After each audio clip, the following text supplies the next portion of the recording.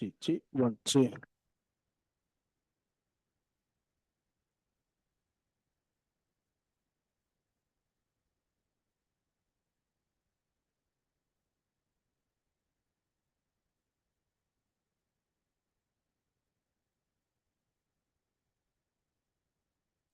G, control, G.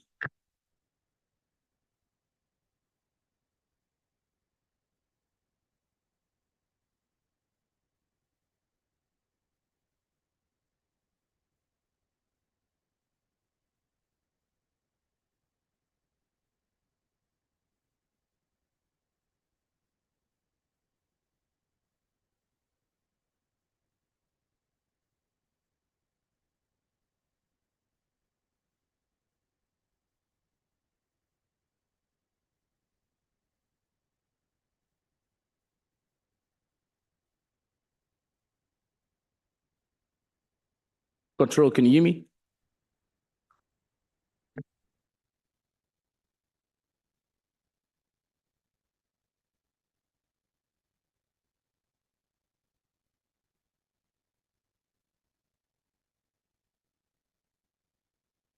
G, 1, G.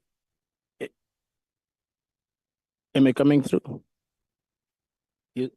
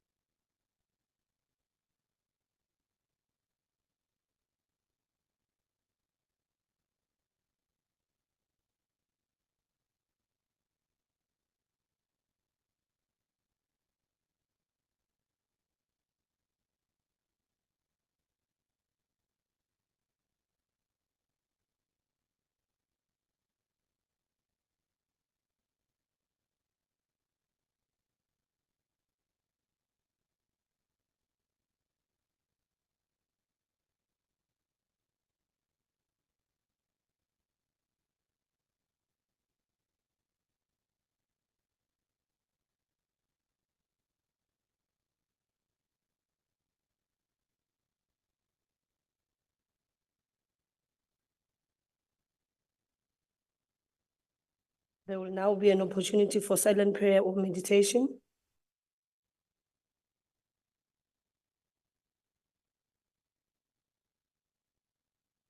Please be seated.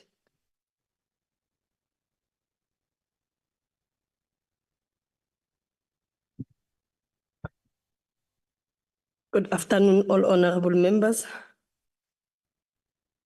I will invite the secretary to read the order. Debate on vote number 25, Justice and Constitutional Development Appropriation Bill. I will now invite the Minister of Justice and Constitutional Development to open the debate.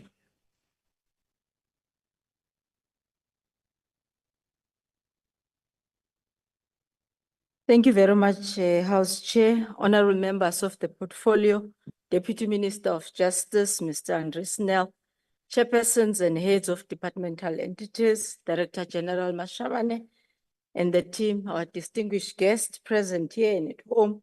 Ladies and gentlemen, good afternoon. Exactly 73 years ago on this day, the then National Party government gave effect to the Bantu Authorities Act number 66 of 1951. This was the very first amongst the piece of legislation introduced to support the government policy of the then time of separate development. An inhuman and backward piece of legislation, as we know today, will herald the balkanization of South Africans and divided people of this country according to their ethnic race. This year marks 30 years of our liberation from the yoke of this tyranny, injustice, and separate development. The commemoration of our 30th of our constitutional democracy therefore presents an opportunity for us to, one, reflect on the journey we have traversed over the years, significant milestone we have achieved, shortcomings that needs to be accelerated and worked on, of course, as we celebrate our first non-racial democratic elections since 1994. Honorable Chair, one of the aspirational goals of our constitution still remains to heal the division of the past, establish a society that is based on democratic values, social justice, and fundamental rights. And we've made significant strides to this effect.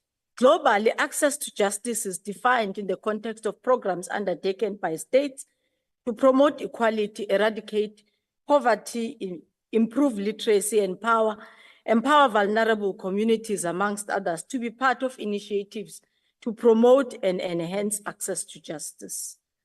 A constitutional compact 30 years on must be developed, which will be a year this year, bringing various think tanks and stakeholders together in reviewing the constitution, tackling its implementation, and also doing away with most of the apartheid laws which still remains. A significant amount of work has been done and a freedom to expand the justice of South Africans to ensure that they have got access to justice. For example, the construction of a brand new court facility has happened in March 2024 in Port Shepstone, where we officially handed over by Department of Public Works to us in the presence of the community of Port St. John's. This court comprises of 16 courtrooms, a high court, district court, regional court, sexual offences court, civil court, family courts, and an equality court. So both staff and visitors can be able to access with ease. And this was following a concern that was raised that justice is inaccessible to the public. Now the new court is a one-stop shop that brings together a variety of services within the justice system. A revamped Polokwane Magistrate Court is also launched, and the Chatsworth Magistrate Court, in our quest to continue with what has started of bringing justice closer to our people. The expungement of criminal record is one of the most important services. And to date, the department has issued 19,747 expungement certificates. This has given a birth to number of applications, of course. And we are building an online system to expedite the application process. And we have designed and are piloting the expungement register online and an application system. So members don't have to go into an office or a service center.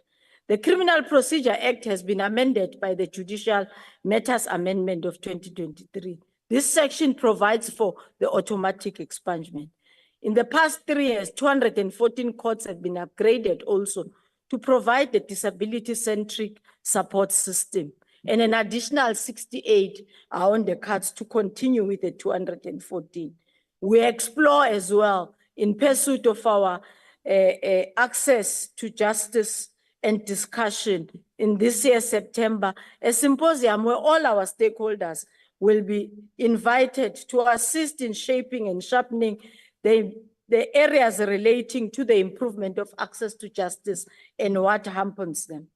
In our implementation of court infrastructure and security assets, we all are aware that it is a courthouse priority, and it was a considered view that perception of unsafe court environment lingers on, and there's proof that is ultimately and most of the time reported. So recognizing the paramount importance of security, we are committed to establishing an integrated interdepartmental court security infrastructure to ensure that there is safety for our infrastructure, personnel, judges, court process, and ultimately to allow the law enforcement agencies to complete their cases with security provided. Office of the Master Court turnaround plan and strategy is a must. This happens to vulnerable people in a vulnerable moment, and ours is to support them as they deal with their grief as parents or children who need money from their deceased guardian estate fund for their education and their day-to-day life.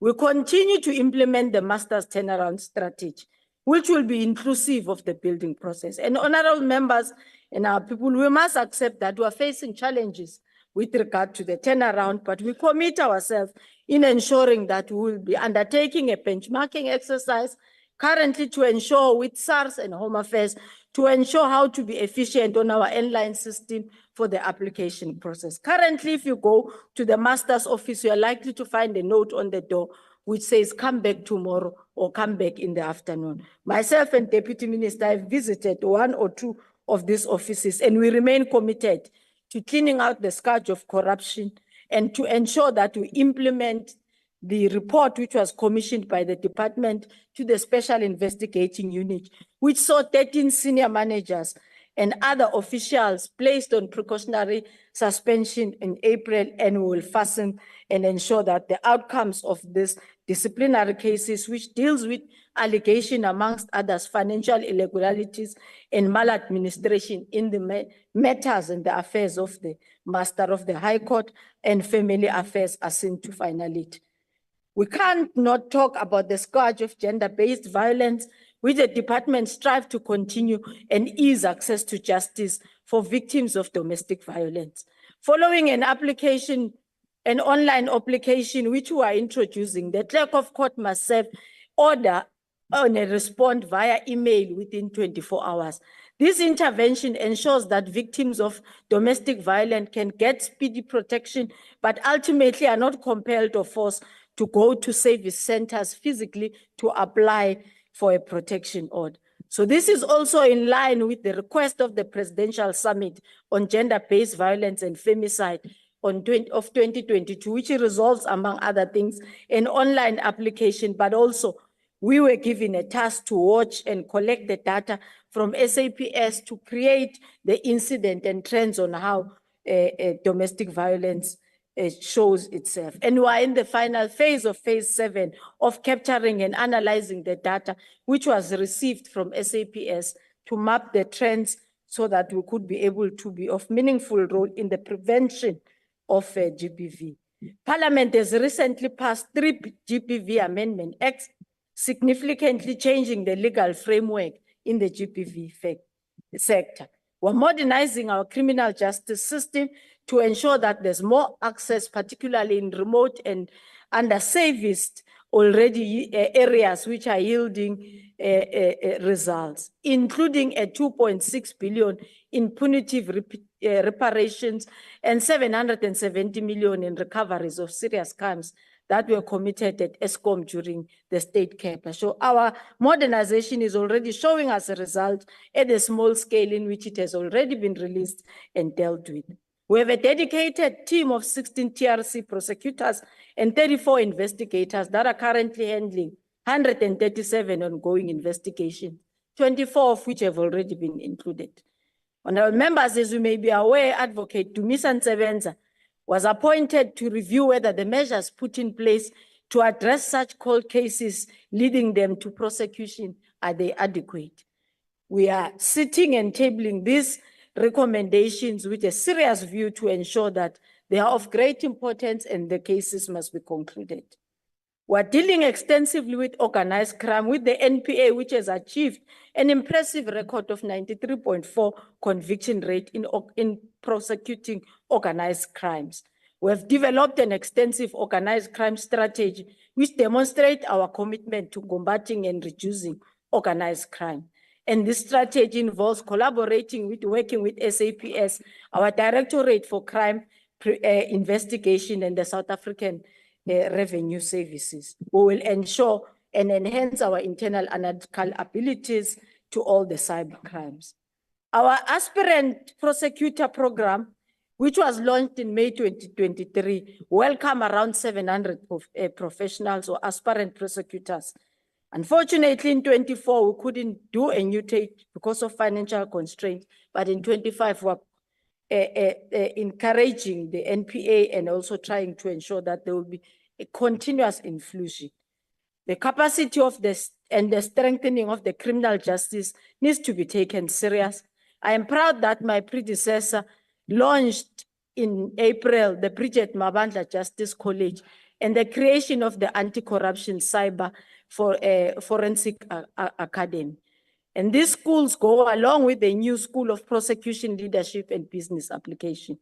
This marks the significant progress in our effort to promote integrity and improve the skills of our legal professionals. The departmental budget therefore comes to the allocation for the year 2024 and 2025 stands at 25,164 million. This allocation will support critical operations across our department, including court services, state legal services, National Prosecuting Authority, and our auxiliary and associated services.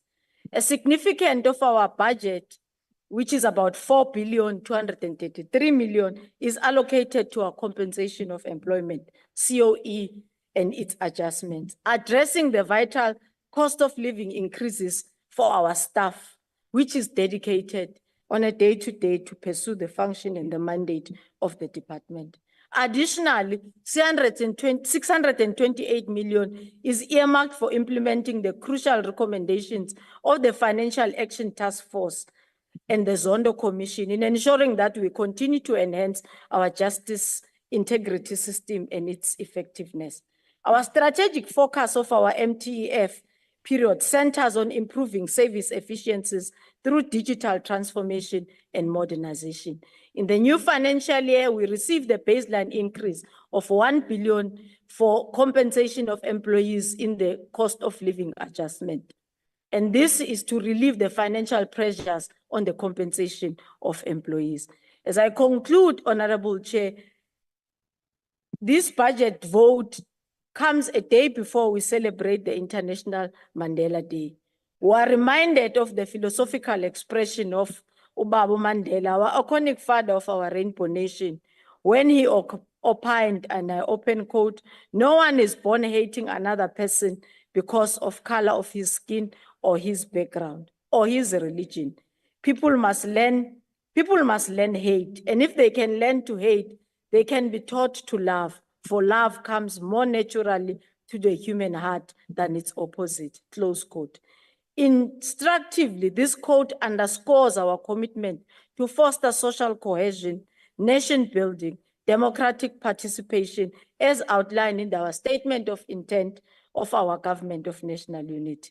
Our efforts are centered on strengthening law enforcement agencies to tackle crime corruption, and gender-based violence while enhancing national security capabilities. Concurrently, we strive to eradicate the isms, racism, sexism, tribalism, and all forms of intolerance through the collective notion and common programs. Lastly, I would want to thank the honorable members of the Portfolio Committee on Justice and Constitutional Development and the Deputy Minister, my brother, Mr. Andries Snell, for his continued support in leading the programs of the administration of the portfolio, Director General Advocate Mashaban, the management team and the staff in the justice family for their tireless effort. A special word of thank you also go to the heads and chairpersons of statutory bodies, Honorable House Chair, who are present in this vote budget, distinguished members of the legal profession, and all our social partners who are hard at work to ensure that we achieve access to justice for our people. Ngiyabonga. Thank you, Honorable Minister. I will now invite ANC, Honorable Ngola. House Chairperson, the Minister and the Deputy Minister of Justice and Constitutional Development, the Director General and the officials of the department, the representatives of the Legal Aid South Africa and the Human Rights Commission, members of the House, fellow South Africans, good afternoon.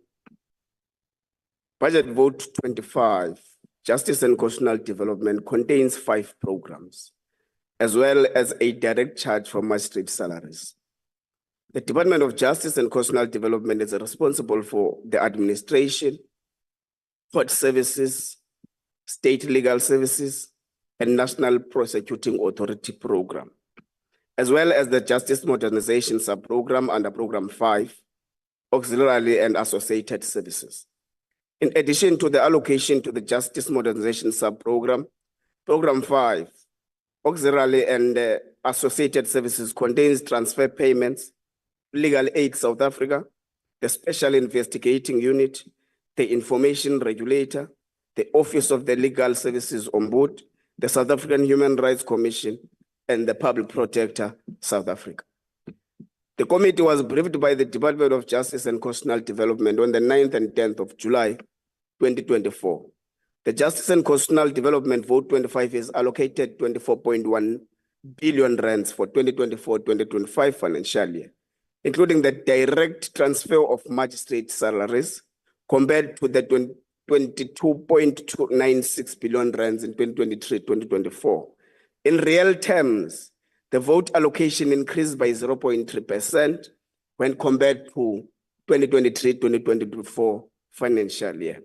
The key cost drivers for the vote is in 2024-2025 are as follows: compensation of employees, goods and services, transfers and subsidies receives 3.3 billion rands or 13.7% of the vote allocation, and payments for capital assets. The committee knows the department's infrastructure budget has been reduced by 495.3 billion rands over the medium term. The reduction is especially concerning given the poor state of many of the court and justice service points. The committee knows that an additional 627.8 million rands is allocated over the medium-term expenditure framework period to accelerate the implementation of the recommendation of the State Capture Commission and the response to grey listing by the Financial Action Task Force. These additions are found under the lower court services and the NPA programs. However, it is concerning that the SIU, a leading corruption fighting agency, has had its budget reduced by 171.2 million rands over the medium term.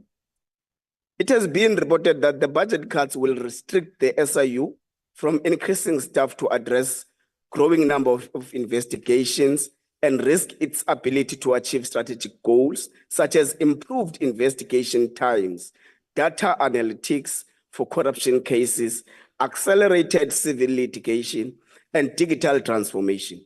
The committee intends to meet the NPA and the SIU about their funding. Honorable Mkhwebane, as promised, we are still going to pursue that meeting.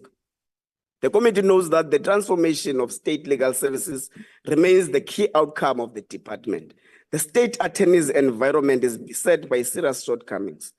These include a lack of support from both state organs and private legal practitioners, and resistance to change relating to implementation of state policies.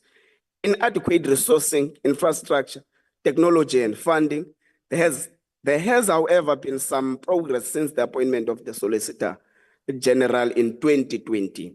Policies on the management of state litigation, state mediation, briefing, and outsourcing of state legal work, initiating, defending, and opposing of matters, state legal representation, and state litigation contingent liability were approved by Cabinet in 2022-2023 and tabled in Parliament. These policies are targeted for 67% implementation in the financial year 2024-2025. The committee knows that the NPA receives an additional 314 million rands over the medium-term expenditure framework to support the implementation of the State Capture Commission and the Financial Action Task Force's recommendations. In addition, the NPA reports that it has received funds from the CARA Fund for the appointment of legal experts. The committee is extremely concerned about the significant reductions to legal aid South Africa's budget. Legal aid SA is critical for ensuring legal representation to accused persons. Criminal trials cannot run if the accused is not properly represented. This contributes to the backlogs and undermines access to justice. We appreciate that Legal Aid South Africa has done its utmost to stretch its capacity to undertake civil work to the very limits. But this very important work is also at risk because of budget constraints. The committee knows that an additional 156 million rands is reprioritized over the medium-term expenditure framework period from the Department of Agriculture, Land Reform and Rural Development to Legal Aid South Africa for Land Rights Management Unit. House Chair, today is the eve of International Nelson Mandela Day, and in his honor, I end off with a quote by Del Bung. I open quote. As freedom-loving people, we want to see our country prosper and provide basic services to all. For our freedom can never be complete or our democracy stable unless the basic needs of our people are met.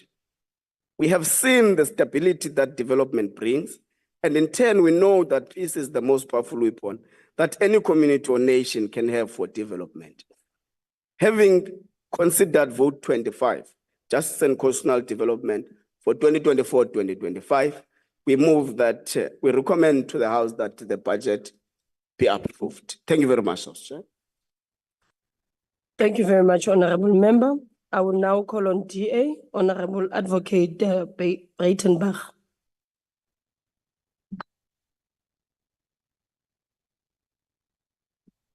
Thank you, Honorable House Chair, Honorable Members, Honorable Minister. The department has presented their annual budget along with their APP. The process was not ideal. Severe time constraints made it impossible to thoroughly engage with either the proposed budget or the department. On paper, it appears relatively well constructed and creates the impression that, generally speaking, things are not too bad. But in reality, that simply is not true. Things, in the words of the Director General, are so much worse than we think. The targets set by the department are far removed from reality. They have been unable to bring about any discernible improvements in key areas. The turnaround strategy has brought some improvements in some areas, but in key areas there is a deeply concerning lack of change. We must acknowledge that the department is huge, with huge responsibilities. The amounts of work to run it and run it effectively is massive. No one is suggesting that it's an easy task. But the task is a vital one. The department is responsible for some of the most important functions in our constitutional democracy. It's responsible inter alia for the administration of justice, the day-to-day running of all our courts, criminal and civil, and the huge workload that entails. Yet it is failing and failing dismally. The administration of justice is in disarray. Infrastructure is in an appalling state. Courts countrywide are in disrepair, some collapsing and some unfit for human use. The same can be said, sadly, for much of the office spaces occupied by the department and those departments for which it's responsible. This is, of course, the primary responsibility of Public Works, a department that has performed even more dismally. Hopefully, in the 7th administration, with more urgent interaction, this can be remedied. The Guardian's Fund is barely functioning, and this brings about untold misery for thousands of people who most need assistance. The levels of corruption and inefficiency are truly staggering. The Master's Office is nothing short of shocking, simply shocking. The most recent admission by the Director General that the situation in the Master's Office is much worse than he thought. Well, DG, it beggars the imagination as to why you didn't know. We've been telling you for years. The people of South Africa have been raising the alarm for years. Countless oversight visit reports must have alerted the department. Nothing, simply nothing seems to happen at the Master's Office. People wait in long queues in vain. It takes months and sometimes years to obtain essential documents. To wind up an estate is an insurmountable task. Service delivery is hovering slightly above 0%. In the evaluation of the DG, the Master's Office is corrupt to its core. The committee and the minister will have to keep a key eye on this issue. It simply cannot go on. The Special Investigation Unit, the one unit that functions well, with its special tribunal, responsible for exceptional wins, recovery of huge amounts of ill-gotten gains, the one shining light, seemingly despite the best efforts of the department, and certainly no thanks to them, has now suffered a mortal blow. The head of the special tribunal, Judge Lebogang Madiba, who was the driving force behind this very successful effort, has resigned. She submitted a letter of resignation at the end of March, giving 3 months written notice to leave at the end of June. 3 months. Yet this state of affairs passed unnoticed by anyone in the department. The very successful head of the tribunal tendered her resignation in writing, and no one, including the Director General and the former minister, took any notice. They remained blissfully unaware until Judge Madiba just stopped coming to work. One has to ask, how on earth does this happen? How is it possible that this shocking state of affairs exists? What on earth is happening at the Department of Justice? Is there anyone in authority doing anything at all? It's little wonder that it's in the state it's in. No one is paying attention to any detail. We have seen the crippling inefficiency with regard to contract management. The place is falling apart. Instead of presenting us with an APP and a budget promising to reach unreachable targets, time should be spent determining precisely what is doable and setting targets that are realistic. It would be so much better if the targets were realistic and achievable, and in some circumstances could possibly be exceeded. That would be something to write home about. That's something we could get behind and support. The department should do some serious introspection, rethink the way it goes about or doesn't go about its business. One thing is clear, serious improvements and changes need to be made. The way the budget is utilized should be carefully reconsidered so that it is effectively spent on providing the requisite services to the citizens of South Africa that depend on it daily. Honourable Minister, because I have some time left, you mentioned an integrated security system for the justice cluster. Bear in mind that judges at the Johannesburg High Court have more than once been held up at gunpoint going to and from work. A truly unsatisfactory state of affairs. The matters of the TRC being investigated, well, yes, we keep hearing about that. But the TRC was set up in 1995. The first 5 volumes were released in 1998. And the final report was released in March 2005. That's 19 years ago. And we've yet to see anything happen. It's really intolerable. I would be remiss if I didn't thank the committee staff and the research staff of the Justice Portfolio Committee for producing really outstanding documents with which we could engage with this budget and this annual performance plan.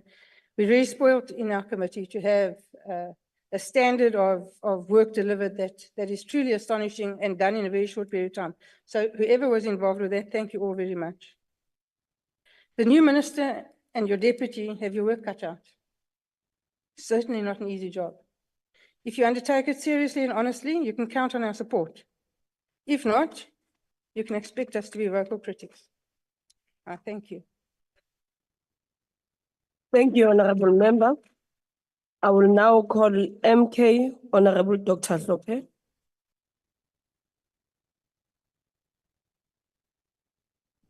Thank you very much, Chairperson. Honorable Minister, Deputy Minister, Honorable Members of Parliament. I see some officials. Good afternoon to all of you. I rise here on behalf of the Umkhonto Wesizwe, and our position is very clear. We are vehemently opposed to this budget cut for a number of reasons, including, but not limited to the following. My contribution is going to focus on the lower courts and particularly criminal trials. The first problem that everybody knows is the following. Lower courts are understaffed and the working conditions are deplorable. Now, a further cut on the budget can only make matters worse. We all know, for example, if you go to the magistrates court now, where the court is busy, seized with postponements. Each magistrate postpones 40 cases per day. I would have thought judicial officers read the files before they postpone them. I have no idea how a magistrate can read 40 cases. This leads to my second point. Section 50, subsection 6 of the Criminal Procedure Act makes the following provision. It provides that a case may be postponed for investigation for a period of up to 7 days. Now, where you are a judicial officer and you have 40 cases per day on your postponement roll, right? What happens every day is the following. Magistrates are going to be told that this matter is not ripe for trial. The matter must be postponed for 7 days, and the poor accused stays in prison for 7 days, because we all know that it is very rare that arrests take place after a proper investigation has been done in this country.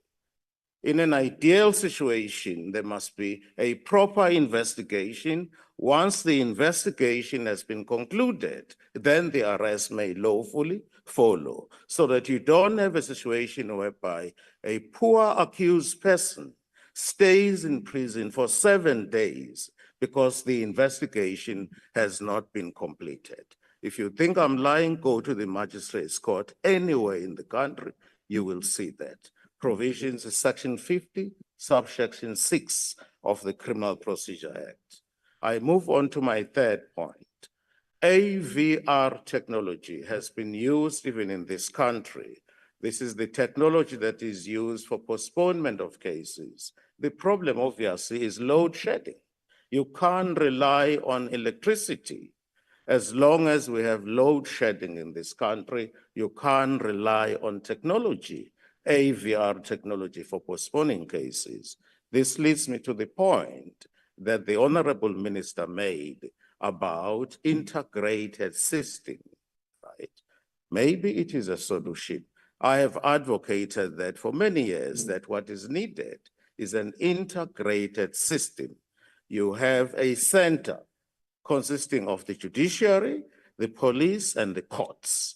To that end, I try to introduce something very close to that here in the Western Cape. There are 5 courts that were created. These courts are all in prison, right? So judges go there, and the judges are able to attend to those cases in prison. I wish that could be duplicated elsewhere.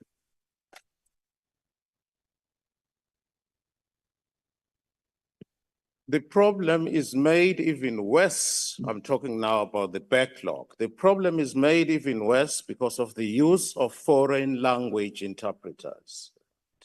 If you get someone from Maputo or any part of the world, it can be from Bangladesh.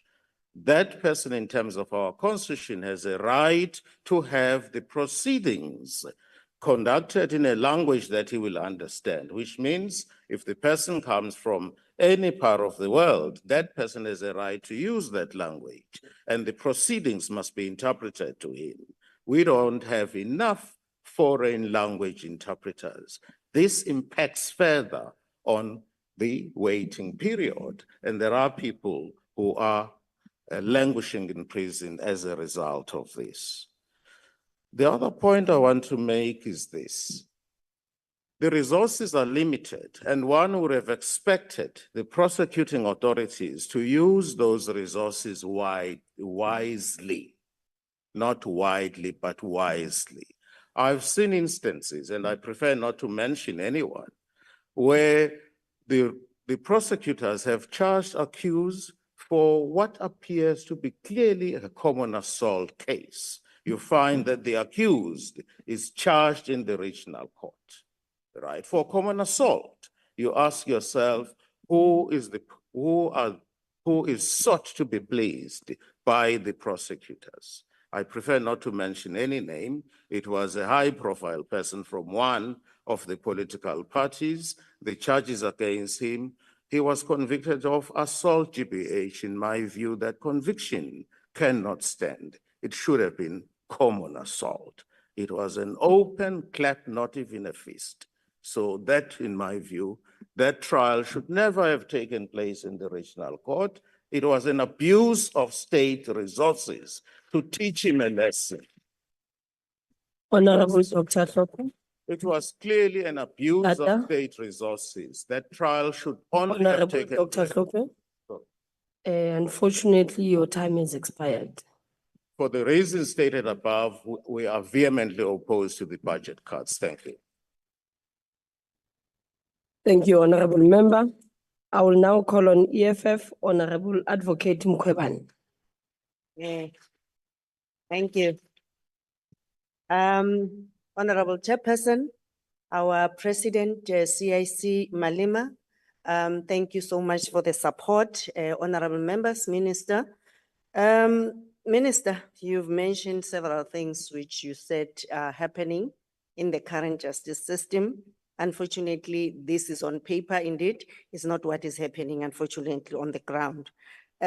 We've dealt with the issue of the lower courts and the proposed solution. We've mentioned the backlogs, the treatments of the GBV victims in the courts. And I think the serious issue which we need to focus on, we need the lower courts bill. We need to move the lower courts to be under the OCJ. That will then ensure their independence and make sure that they are properly funded and they are properly dealt with. There is a report issued by the Public Protector and it deals with all the audits, and it says do the audits of all the courts and improve the courts. You have the system of maintaining all the courts. I will propose that that is your starting point to do that. TFMC, the maintenance of courts, should have been part of one of the APPs. And I will suggest as well, go through the FFC report, the Fiscal and Financial Commission report, where they were also recommending how you can use the integrated and high level as a technology to improve the issue of access to justice. Definitely realizing the problem of load shedding or load reduction these days, they are calling it that, and it's still happening. And I think you will make sure that each and every court has the UPS and has the generators. The issue of the master's office, we've said a mouthful. I mean, you said it yourself, people are vulnerable, children are vulnerable. They are expected to stand in queues and to be turned back. The master's office is not answering phones. I mean, we know that there was an uncovering of that corruption in the Pietermaritzburg Guardians funds, an amount of 7 million, which was utilized. And the investigation is ongoing apparently as well. There's an amount of 17 million, which also there was an internal breach in that. The SIU is investigating, but then I think as well can be fast tracked. The 13 senior managers you are mentioning, how do you make sure that they are fast tracked as well? We cannot have people, I think the PSC, when they were presenting their report, were saying you find a person being suspended for 12 to 2 years to 3 years without finalization. We hope that will be fast tracked. The issue of the backlog at the master's office, currently 13,000 kind of backlog. By December last year, it was only 6% of that which was dealt with. There's no APP. dealing with the number of cases which should be dealt with, even in the lower courts. We need an APP which will indicate how many number of cases we are dealing with. And the deceased estate online service, it needs to be rolled out throughout the courts so that is accessible. Minister, you are not mentioning anything about the repeal of the apartheid laws.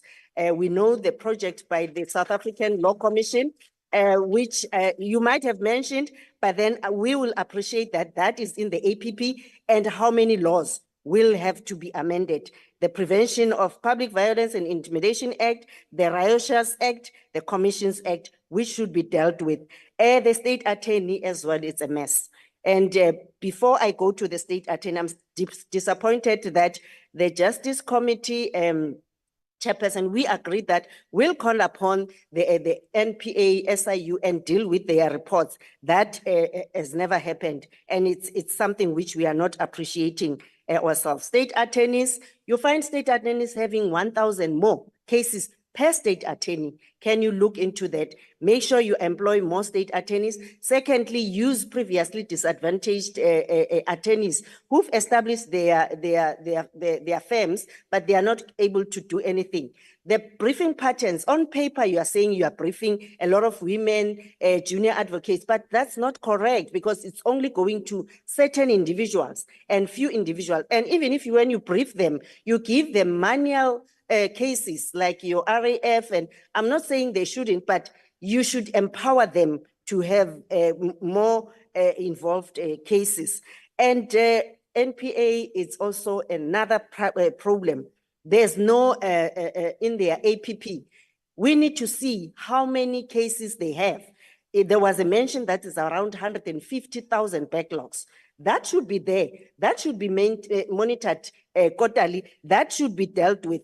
I'm disappointed, and we are disappointed at EFF that there's unresolved cases, about Steinhoff cases, about ABB corruption. The way they resolved it, it was wrong. The one you are mentioning. EVPS, yes, the very same people who are appearing before court, those people must be fast-tracked, must be dealt with, people must be charged and be dealt with. You can say that, unfortunately, it involves the very same GNU partners of yours. Finally, it comes back to the issue of the TRC. I'm disappointed, Uguti, to this day, asaz kwenzakalan to sisi Nokuthula Smelane. The very same delay, Uguti, those cases are not prosecuted. These people are dying, the very same ones. Always they're in hospital and they are not resolved. As EFF, we've been saying ENPA must be changed to a Chapter 9 institution so that we remove this interference, Chapter 9 institution. Thank you so much. Thank you, Honor. Thank you, Honor. I will now call on IFP, Honorable Mwango.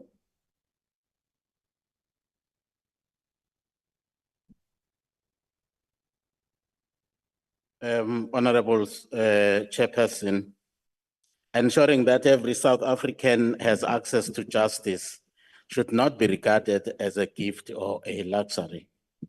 At its core, it relates to efficient, cost-effective means to resolve disputes and having capable and competent institutions serving the public. The previous administration made grand promises of modernizing and increasing access to justice, as the department always envisions in its annual performance plan. However, more often than not, the public has been met with extensive backlogs experienced in our criminal courts, the aging infrastructure, and the chronic staff shortages. The department had been allocated a budget of just under 2.4 billion rand for 2024-25 financial year, which represents a 13% decrease in the budget relative to the previous financial year. Unfortunately, this will continue to perpetuate our courts over reliance on pro bono advocates and attorneys. Earlier this year, the department reported an expected increase of 150,000 additional cases to the backlogs in our courts. Honorable Chairperson, In plain terms, there will be at least 150,000 more instances in which justice will be delayed for the South African people. This means that especially in processing maintenance cases and administering estates, beneficiaries who depend on these funds will be left stranded for an unspecified period. This department is in dire need of an urgent and effective turnaround strategy. It seems as though budget constraints will continue to make its functioning more difficult, but this should not be a factor to hide behind. South Africans need this new administration to be innovative and think outside the box. For example, our country has no shortage of graduates. Perhaps stronger consideration should be given to establishing administrative internships that will increase the employability of our youth by providing them with work experience, while simultaneously working on decreasing the backlogs of courts across our country. In consideration of the comments made, the IFP will support this budget. Thank you, Honorable Member. I will now call on PA. Is there any member from the Patriotic Alliance? No. Freedom Fund Plus, Honorable Dena. Thank you, Honorable House Chair. House Chair, the purpose of the Department of Justice and Constitutional Development is to promote order within our society by maintaining an efficient system of judicial administration. However, there are many challenges within the Department of Justice and entities that hamper the efficient functioning of judicial administration across the entire peace and security cluster, actually, that causes and aids the disorder in our society. And I think that it's very important that our peace and security cluster departments stop working in silos, that we start working together towards judicial administration. Honourable Minister, I'm sure, and we've heard as well, you've acknowledged it, that you are under no illusion about the magnitude of the crisis and challenges that await yourself and your department within the 7th administration. We're at a point where we can no longer afford the chaos in our courts, in our master's office, and in the other entities. As gevolg van hierdie chaos is die departement wat juist getaak is daarmee om gevolg te gee aan die grondwetlike regte wat Suid-Afrikaners het, besig om daardie grondwetlike regte te vertrap as gevolg van swak administrasie, verkeerde bestuur, verkeerde prioriteite, bedrog en korrupsie. Chair, during the February 2024 State of the Nation address, the President once again highlighted the burden that fraud and corruption places on our country's ability to deliver quality services to the people of South Africa. He also reaffirmed his pledge to deal with these crimes that border actually on domestic terrorism in a swift and effective manner. These plans, however, don't speak to the department's budget, or rather the department's budget don't speak to these plans, where the allocation of the SIU, for instance, has been reduced by more than 170 million rand.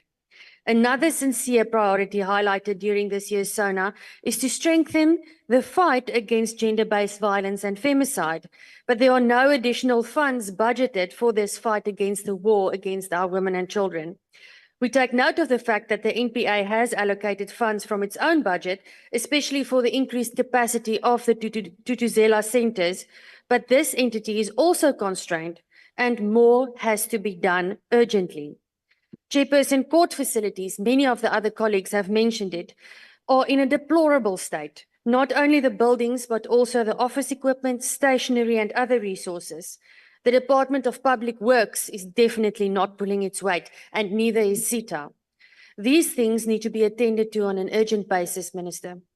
Case backlogs, though this is a judicial function as part of case flow management, can be nearly eliminated if all other judicial administration functions and facilities are up to scratch. Die meesterskantore, soos ook genoem, is eweneens in net so toestand. Voorsitter, 13 senior bestuurders van reg oor die land se meesterskantore is sedert April. Please take your seat, Honorable Dena. Honorable Member. Ministerial. Into leya iyaphinda noho. Ukhuluma enye language akuna interpreter la. Asizwa ukuthi uthini. Akhe sihlonitshwe as a belief, we can't be coming here all the time. Sikhuluma same thing yama interpreter. Now, if ngizokhuluma isikhethu namla, angeke ningizwe ukuthi ngithini. Thank you. Thank you, Honorable Member. We take note of what you have raised. We do know that there is a translation on from vernacular to English. I'm not sure if we are having any from, no, we don't have. We know that we run 3 simultaneous houses, budget votes. So there might be a problem maybe of short staff. So that is why. But if you go to channel 2, you can actually get a translation in English that will be able to hear an honorable member on the podium. Thank you. Please continue, Honorable Tena. Okay, yes, ma'am. Yeah. Mhlonitshwa. Angikholwa ukuthi uyangizwa amgcini isihlalo ukuthi ngithini. Size la, I'm not sure ukuthi it's how many times isikhuluma into eyi-1. Ukuthi if omunye umuntu la ngakhuluma isikhabo ngaphandle kwe-Afrikaans le, are you going to say the same thing? Bakhulume the same thing ukuthi abezwa. We are here to listen to people who are talking to us. And nabantu ekhaya abalaleleko la. Ayikho right into le. Yokuthi abantu bashoda, it should not be our problem. Thank you. Thank you, Honorable Member. Honorable Tena. Thank you, House Chair. Voorsitter, 13 senior bestuurders van reg oor die land se meesterskantore is sedert April vanjaar voorlopig geskort vir 'n rits ernstige oortredings wat deur die SOE ondersoek is. Dit sluit in die meesters van die Noord- en Suid-Gautengse Hooggeregshowe, sowel as die Vrystaatse Hooggeregshof. Dringende aandag, minister, moet asseblief hier aangeskenk word. Dit kan net eenvoudig nie so aangaan nie. Minister, aside from those officials who do their utmost best to deliver on your department's mandate with limited resources to their disposal, there aren't currently many positive things that we can say. I can only therefore wish you the best of luck in this mammoth task, and I can assure you that the FF Plus will do all it can within the Justice Portfolio Committee to aid in your department and to see that it succeeds in its mandate. House Chair, I thank you. Thank you, Honorable Member. I will now call on ActionSA, Honorable Letlape.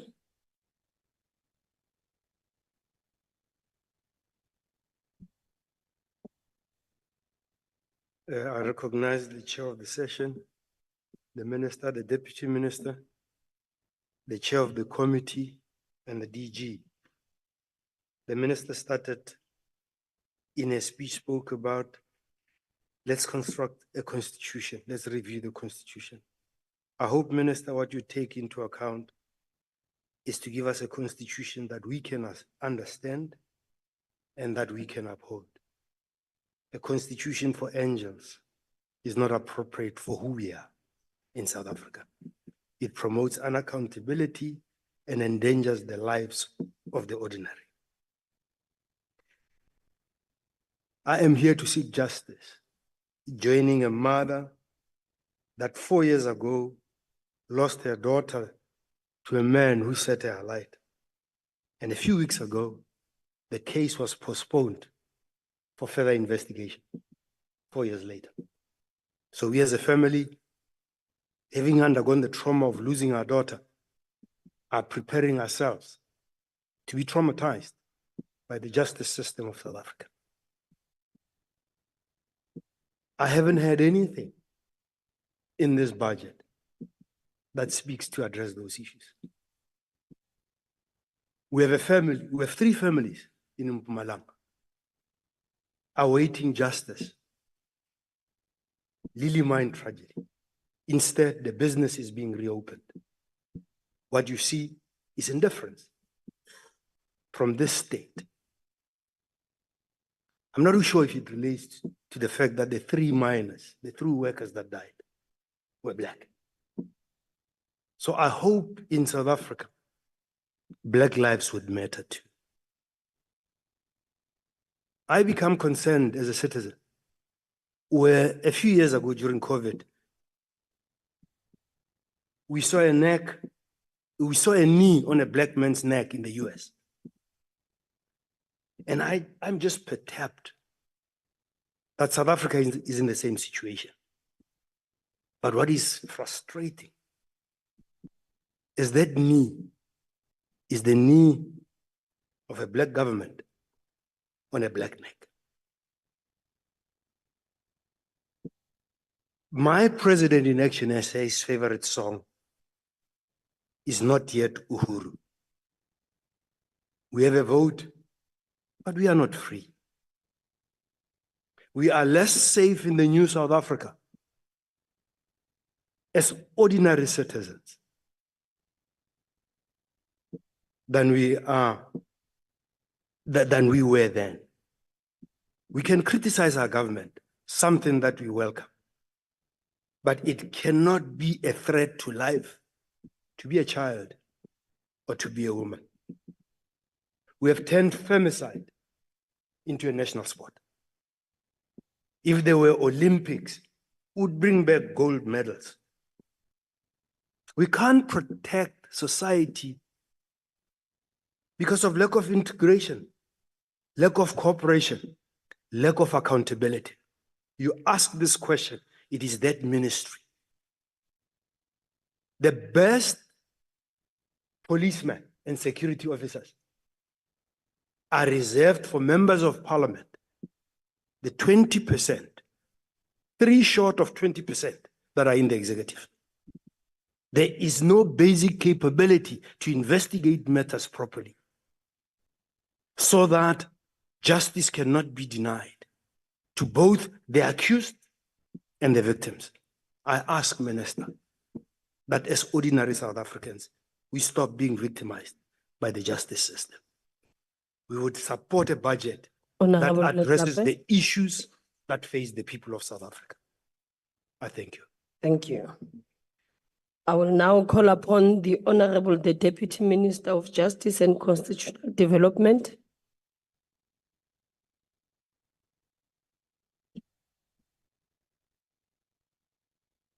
Honorable Chairperson, Minister Simelane, Ministers and Deputy Ministers, the Honorable Director or the National Director of Public Prosecutions, the Head of the Special Investigating Unit, Chairperson and members of the Portfolio Committee, Chairpersons and members of our Chapter 9 institutions, Chairperson and members of the Board of Legal Aid South Africa, the Chair and members of the Information Regulator, DG Mashabane and members of Team Justice, distinguished guests, honorable members. Tomorrow we celebrate the birthday of the icon of our democracy, our beloved Madiba, who was born on the 18th of July, 1918. As we focus on our courts today in this Mandela month, we think back to how Nelson Mandela himself experienced the courts and the justice system when he appeared in the dock. In his 1962 trial held in the Old Synagogue in Pretoria, he delivered what would later be known as his Black Man in a White Man's Court speech. He applied for the magistrate to recuse himself and said, I quote, I challenge the right of this court to hear my case on 2 grounds. Firstly, I challenge it because I fear that I will not be given a fair and proper trial.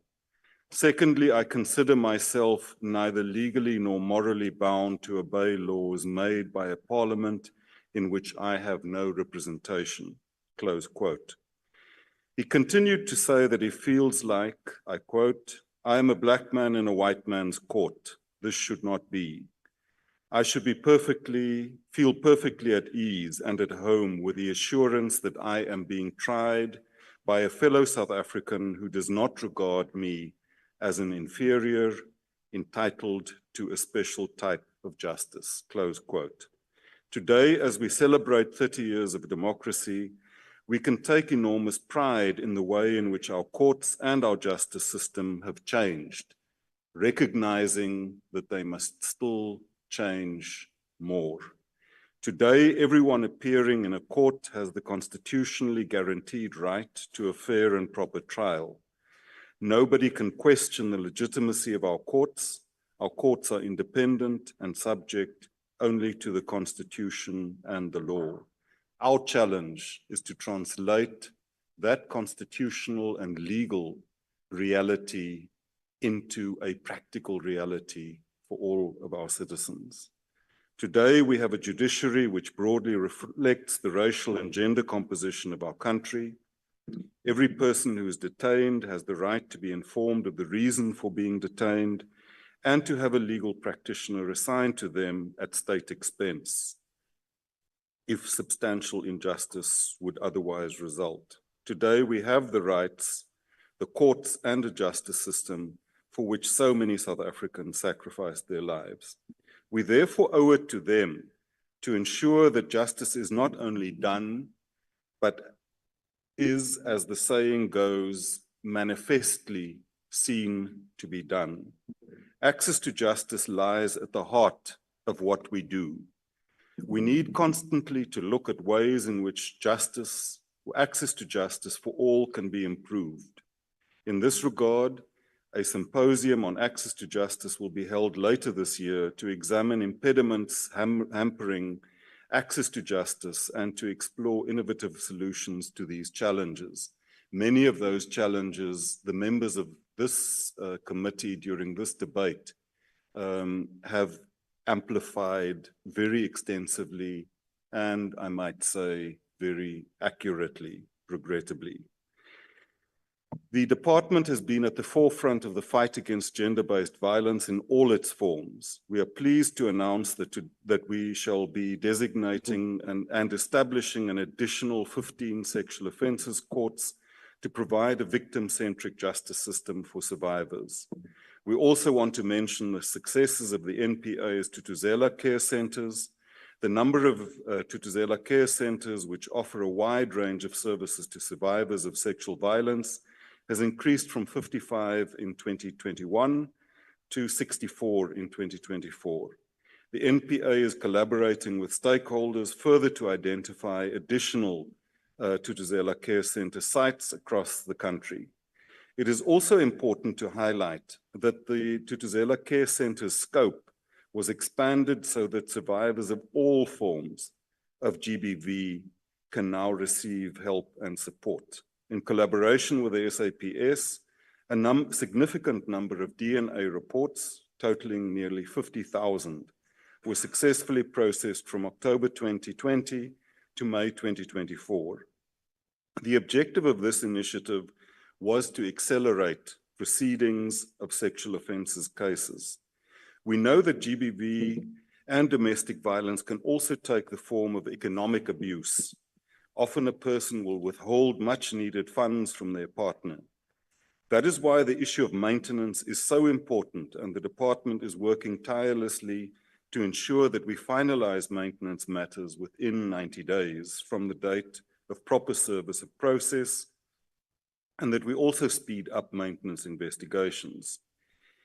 Many people visit our courts on a daily basis, and the safety of the public, of legal practitioners, of officials, and of judicial officers is of the utmost importance. And I think some members have also raised this issue very sharply.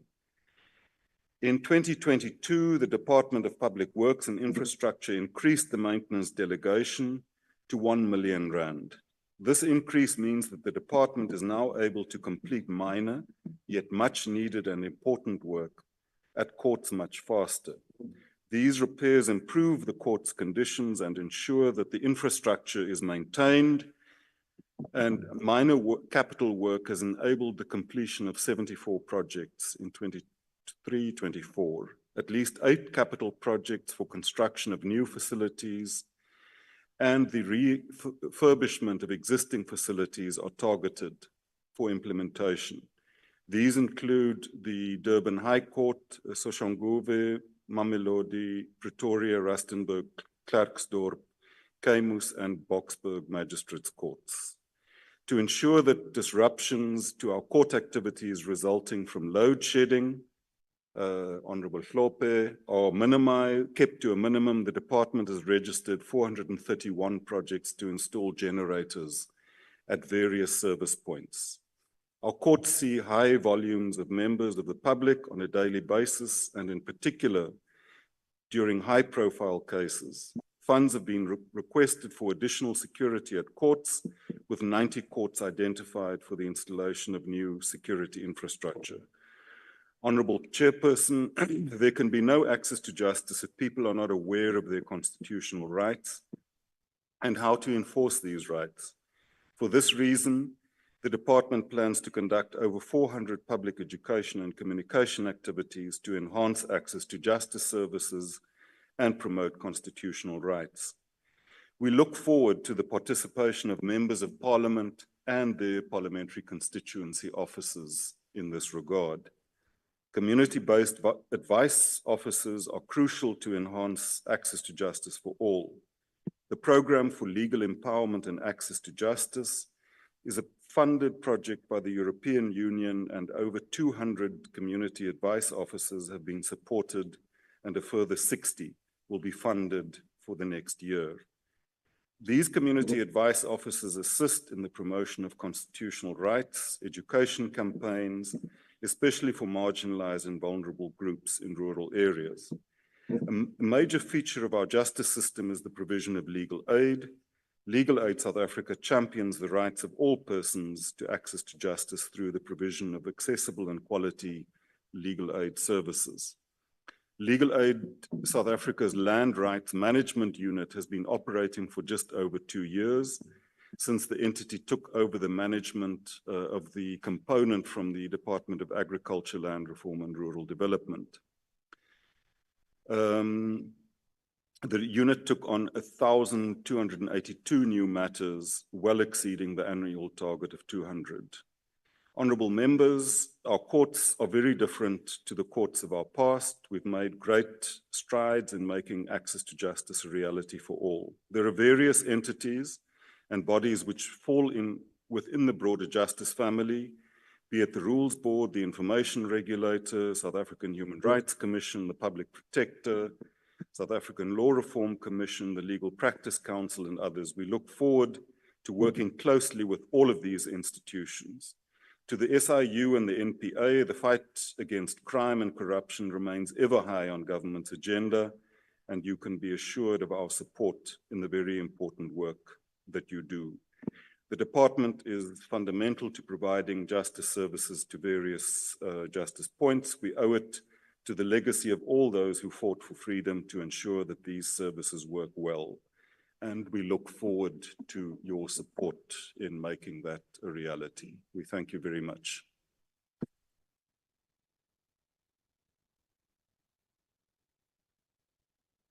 Honorable Swart from the ACDP.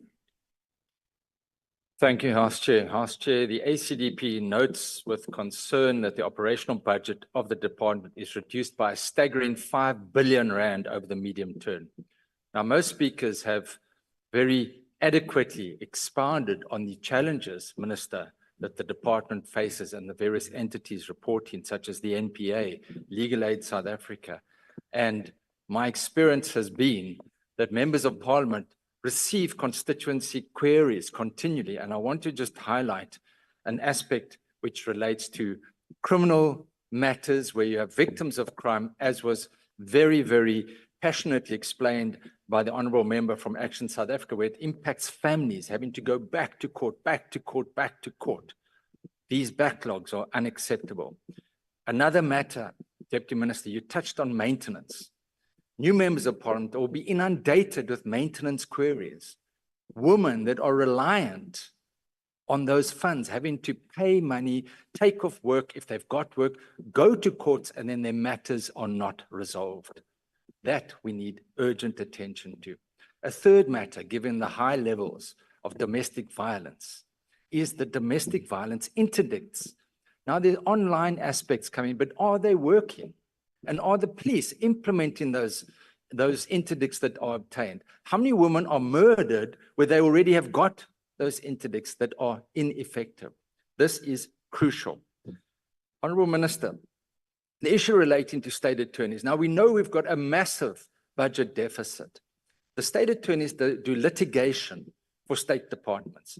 We heard in the police debate the other day, the police paid 2.2 billion rand in compensation. 2.2 billion rand in compensation. Now that would have resulted following court cases or settlements. The question is, at what point are those cases settled? Like the RAF matters, like medico legal matters, are they settled at the door of the court when private lawyers have incurred hundreds of thousands of rands of legal costs, or are they settled at the word go when you know that there is no case? That is an aspect that needs to be looked at, and that could save a lot of money. Honourable Minister, you also serve on the criminal asset recovery account. I would plead with you to ensure that funds that are collected are then disbursed to these entities that are struggling with reduced budgets. The SIU has a 171 million rand reduction. That doesn't make sense to me. They can collect billions of rands. Why would you cut their budget? Make sure that they are fully equipped, as are the NPA when it comes to the asset forfeiture unit. They can collect tens of billions of rands overseas. It makes no sense to me. Please ensure that they're given the resources so that they can collect the billions. They need more funding, not less. I thank you. Any member of the UDM? Authorise Mzansi. Bossa. The next speaker is Honourable Duckmore from the ANC. It says here it's his maiden speech. I think it's his maiden speech in the NA.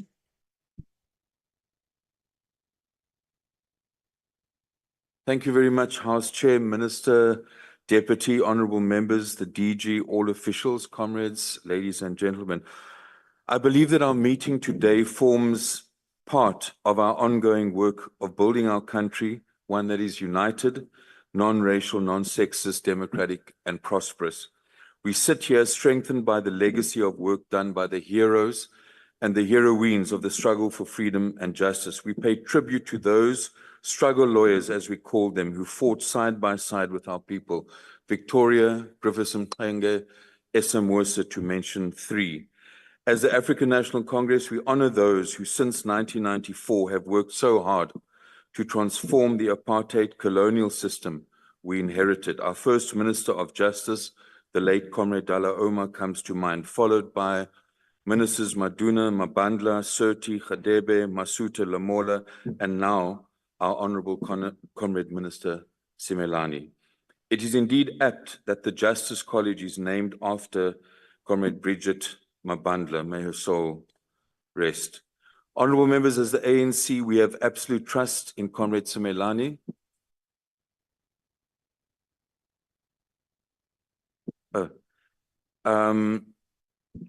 And her deputy, Comrade Andre Snow. We know they will make us proud as they build on the work done by those that came before them, as they lead this department to create greater access to justice in every community, in every part of our country. We also pay tribute to the countless magistrates, prosecutors, judges, departmental officials, previous and current members of this House who over the last 30 years, since the dawn of democracy, have worked tirelessly to achieve a democratic and accessible justice system. Many gains have been made, but the work is not complete. It now rests on all of our shoulders to work even harder. At the same time, Chair, we should not shy away from calling out all those officers of the court included, who by their conduct undermine the integrity of our courts. If those charged with dispensing justice or upholding the rule of law fail to do so, there must be consequences. The task of this committee in holding the executive to account is critical to the building of the South Africa envisaged by the Freedom Charter, where the people indeed govern. Accountability is an essential component of the broader goal of a just and democratic society. While we exercise this role robustly without fear or favor, we need to find ways of supporting the department, our minister and deputy minister. We need, as a committee, I believe, Chair, to become the champions of the cause of justice and constitutional development by making the case for the resources needed by this department to ensure that access to justice is secured, especially for the most vulnerable in our society and those who suffered unfair discrimination. We look forward to the day during this 7th administration when the rules which will guide the process of amending money bills are adopted by the House and implemented. The ANC supports Budget Vote 25 on justice and constitutional development. House Chair, as the ANC, we welcome the program for legal empowerment, and our Deputy Minister has referred to that. For our people to govern, they need information, knowledge, and the tools to exercise all their rights contained in the Constitution of our Republic. We should never ignore the provisions of our Constitution in regard to socio-economic rights. We should never ignore the redress provisions of our Constitution, which provide for measures to redress the lived reality of those who suffered unfair discrimination. Redress, House Chair, is essential to justice. Redress is essential to reduce inequality. Minister, when it comes to the advice officers which have been referred to, we really need these advice officers in a province like the Western Cape. Exploitation of farm workers, the GBV scourge, we need these advice officers. But possibly even more importantly, we need, I believe, to consider legislation that provides for the role of paralegals so that this advice program, and also to ensure that the program is funded consistently and reaches all of our provinces. Gender-based violence is the most pervasive assault on human rights and the right to dignity. And we can see that huge efforts have been made to deal with this. But ultimately, the fight against GBV cannot be left to the courts and to the victims. As a society, we must always speak up and expose the perpetrators without fear or favor. In conclusion, I would like to say that one of the ways that our justice system gets blocked up is by frivolous applications. And I'm not quite sure, Chair, who is advising the Umkhonto weSizwe party, but to go, first of all, to the electoral court without any evidence, I believe is wasting the time of the court. And secondly, to then say that the SABC should not use the words Honorable government Dagmore, of national unity. your time is So up. is it Advocate Pofu or is it Judge Shlope that is advising them? Thank you.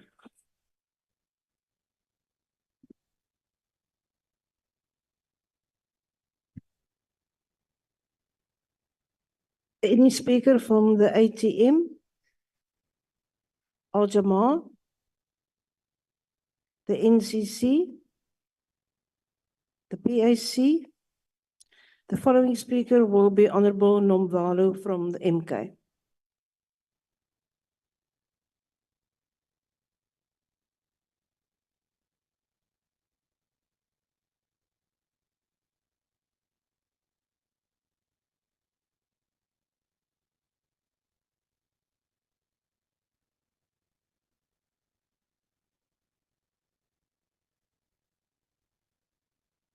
House Chair, the time allocated to me is very little.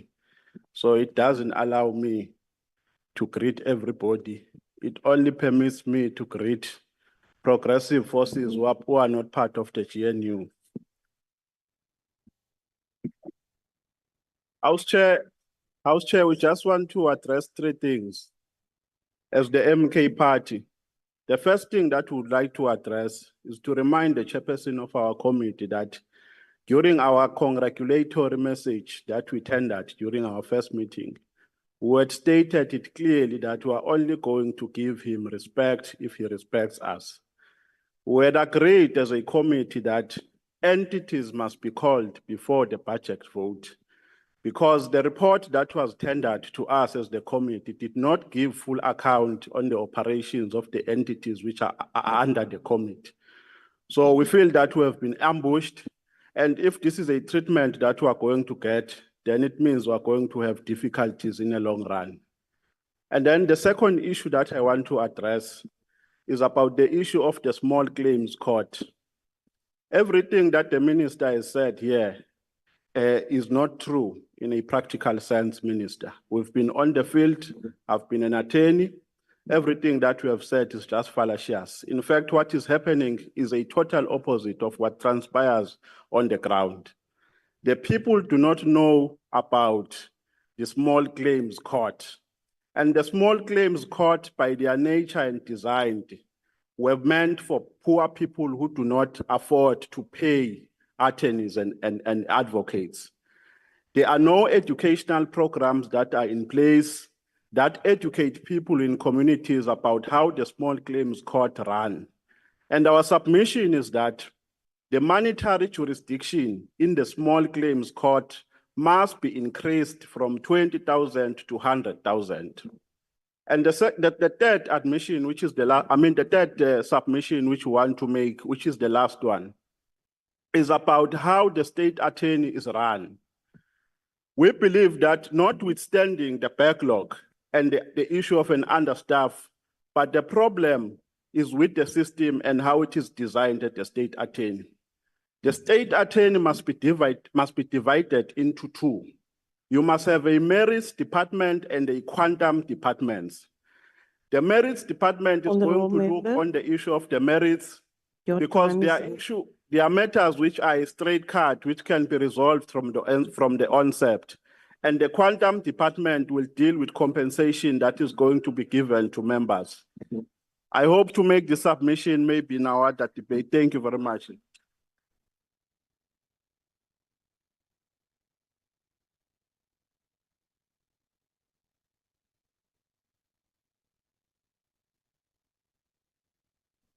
Honorable Kopisa Nkaba from the DA.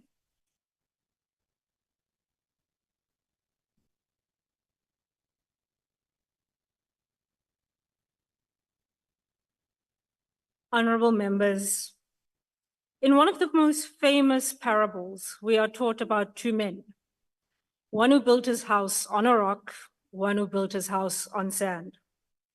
By the end of the parable, only one of them is standing. The lesson of this parable is instructive for the Department of Justice. The performance plan presented by the department last week has many lofty and praiseworthy undertakings.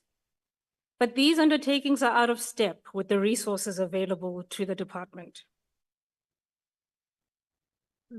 So my colleague, Advocate Breitenbach, has set out the numerous failures and how they have a devastating impact on South Africans. The department must focus on fixing these foundational problems. If not, all of our undertakings aren't worth the paper that they're written on. I want to take as an example the integrated system that has been brought up a number of times. I'm told by my colleagues with institutional knowledge that billions have already been spent on this. Now, admittedly, it's a very good pursuit. However, as we just spoke about, the master's office isn't open. People are working in deplorable conditions.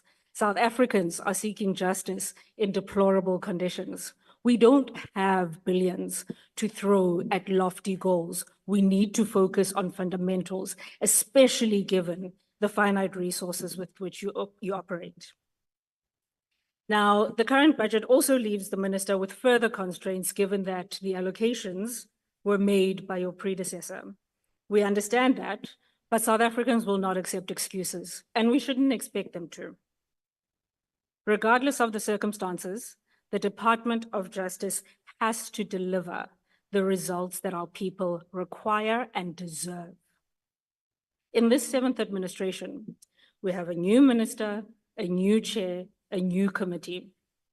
We have an opportunity to look at this budget with fresh eyes and look at opportunities to refine our priorities and focus on delivering only those elements that make a practical difference in the lives of South Africans. Now, these priorities include hiring and retaining committed, skilled professionals. We must ensure that the professionals who are employed put South African people first and foremost in their priorities before anything else. We must ensure that we provide services in safe, clean, well-equipped facilities. and we need to ensure that effective solutions are provided timeously to the challenges that our people face. Now, in the presentation last week, the minister said, while the budget cuts pose a problem, there are creative ways to overcome these constraints. Minister, we're going to hold you and the department to that commitment. It was also said that you can never get the resources you want to do everything. That's true. But what you can always do is to steward the resources that you have with integrity and with diligence. We don't expect miracles from the department. We do expect the highest standards of professionalism, conscientiousness, and transparency. If the department fails to meet the standard, we will be here to hold you accountable. However, if you do manage to meet this critical but minimum standard, maybe after 30 years of democracy, we'll have something to show the people of South Africa after the 7th administration. Thank you.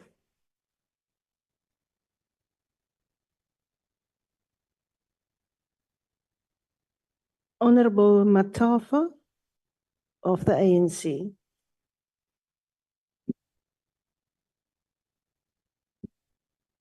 Thank you, House Chair. Minister, Deputy Minister, all protocol observed. The ANC support Budget Vote 25. In a democratic state which is governed by the rule of law, the Department of Justice plays an important role in the proper functioning of the state and society. Thus, it is our firm belief that an efficiently resourced and capacitated justice system will contribute to a smooth administration of justice. As our democracy continues to mature, we need to be cognizant of the times, imagine and work towards a Department of Justice of the future. The advancement and relevance of technology cannot be ignored. According to a digital report issued in February 2023, in South Africa, there were 43.48 million internet users by the end of January 2023, a 2.29 million increase from January 2022. In its 2021 to 2025 strategic plan, the department, with the aim to improve service delivery, pronounced that the modernization and digitalization of the justice services as its priority outcome, which relies heavily on ICT. However, setbacks were experienced owing to persistent load shedding and a ransomware attack in 2021. These challenges, Madam Chair, particularly load shedding and its inability to keep up with technological advancements, inhibited progress. As a result, the department had to relook at its strategy, particularly how to strengthen its governance structures and how it would realize modernization in a volatile and unpredictable environment. It then took a decision to appoint a dedicated Deputy Director General for ICT and developing a comprehensive modernization and digitalization strategy in 2023. Honorable members, for me, the observations in the strategy and the APP commitments are in part a response to what other honorable members have raised before in this debate and in respect of internal weaknesses and what Dr. Sope raised around the language policy.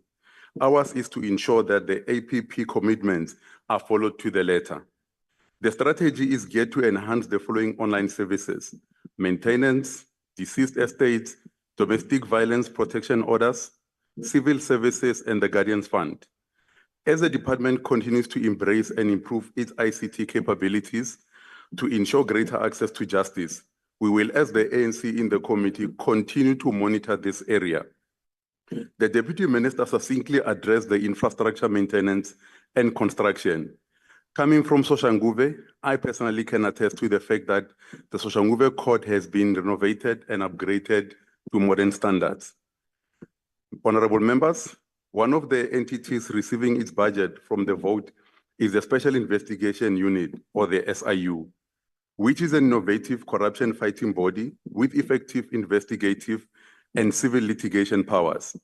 By providing forensic investigation and civil litigation services, the SIU protects the interest of both the state, the public, by, among others, receiving losses suffered by the state and preventing further losses.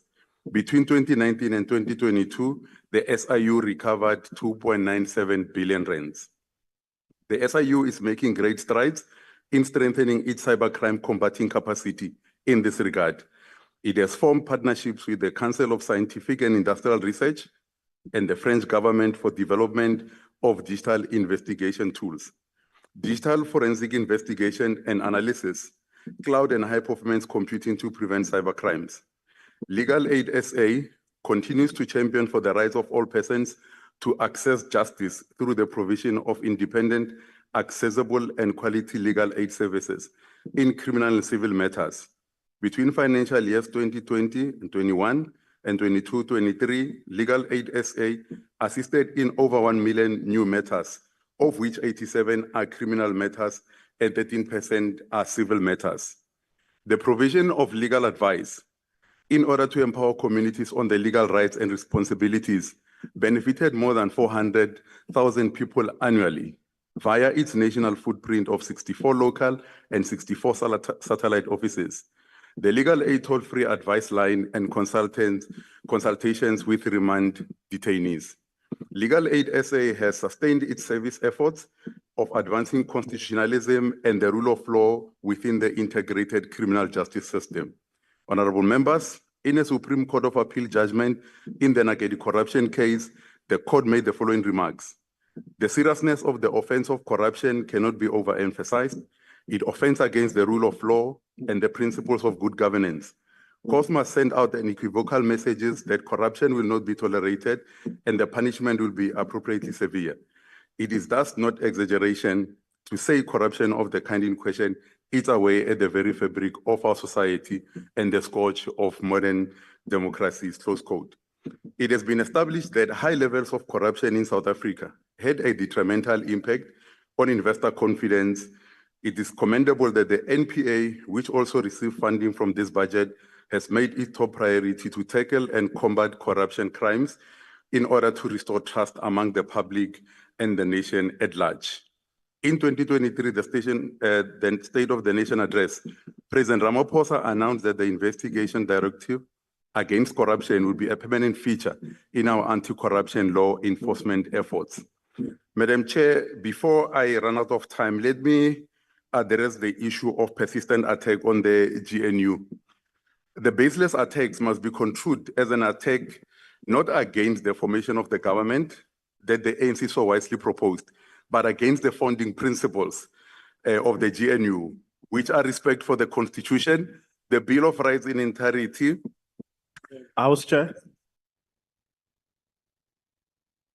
Is the member prepared to take a question? Honorable member, you first have to be recognized on your point of order before you can ask that. Do you have a point of order? Is the member prepared to take a question? I will ask the member. Honorable member, are you prepared to take a question? No, House Chair. Once I'm done here, we can have a chat outside. Thank you. Thank you very much. We I can don't need to have continue. a chat with him. The principles include also a united South Africa, the rule of law, non-racialism, non-sexism, social justice, redress and equity, as well as the elevation of poverty. For me, House Chair, any person against such a noble principle NGO is a danger to democracy and prosperity of a modern society. As the ANC, we support the budget. Thank you, House Chair.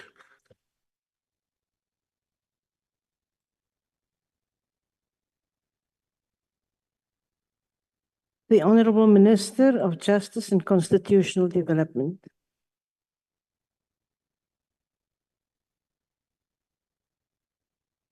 Thank you once more, Honorable Chair. House Chair.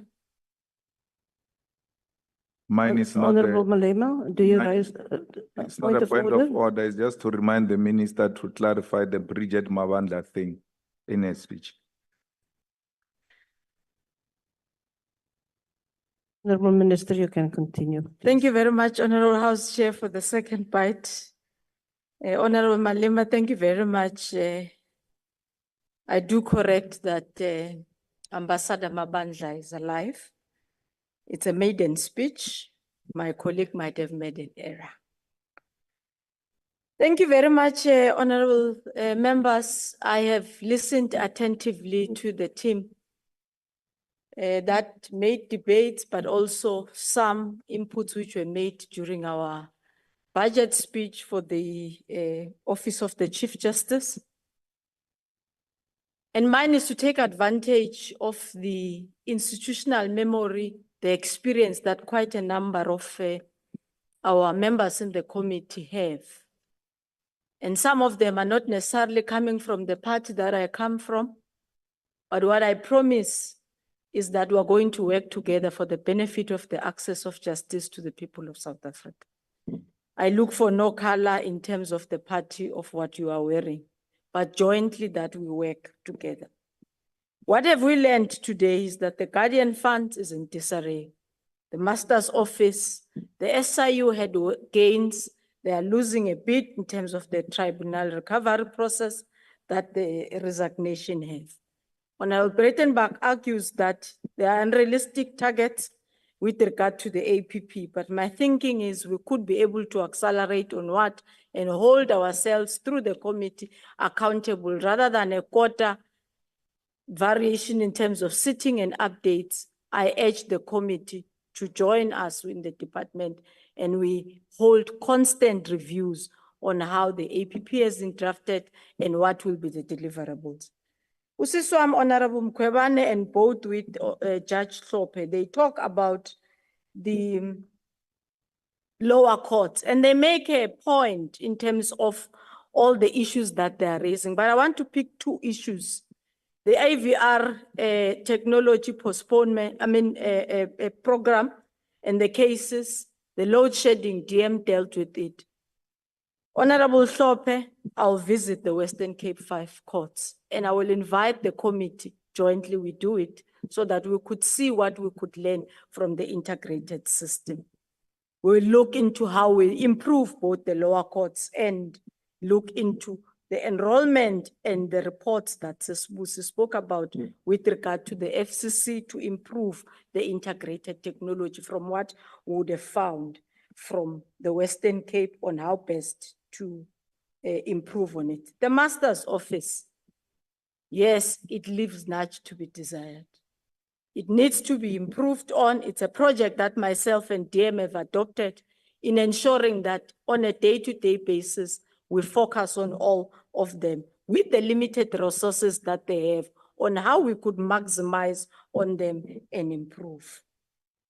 I've spoken about the repealing of apartheid laws, but I take the challenge you are raising, Honorable Mkhwebane, of saying, let's list them, let's be direct so that we could be held accountable on what we said we'll place on the table and how far are we. It is well and good, and I understand your point, to list, but if you don't list to the detail, then you can't be held accountable if you have only repealed one instead of 10, if it was possible.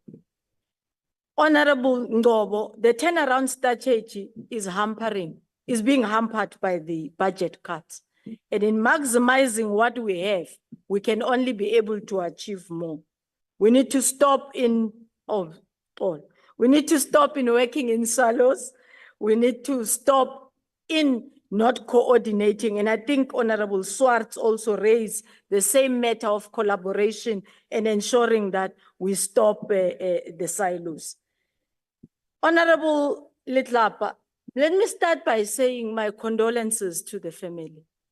And yes, I know you are not representing your jacket and your family in the committee, but as a department, we owe you and many South Africans in making sure that the case of your lovely daughter is followed up. I'll put it on my table, not because it is you, like any other case that has been reported to me, which I have placed on the table to ensure that it gets finalized and we look at it closely without interfering, but ensuring that justice gets to be seen. We ultimately need to review the Constitution in ensuring that we make it appropriate, user-friendly, and that is why we have got 400 over public participation and public education matters that our public is going to receive in terms of how can they access justice.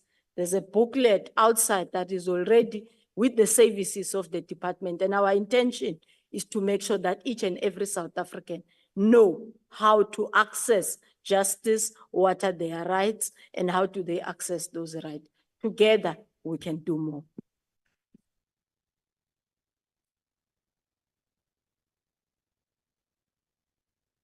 Members are reminded that 2 debates are scheduled simultaneously for 16:15 today. The Public Enterprises Budget debate will be held in the Good Hope Chamber, while the Human Settlements Budget vote debate will take place in the committee room M46. That concludes the debate and the business of this mini plenary session. The mini plenary will now rise.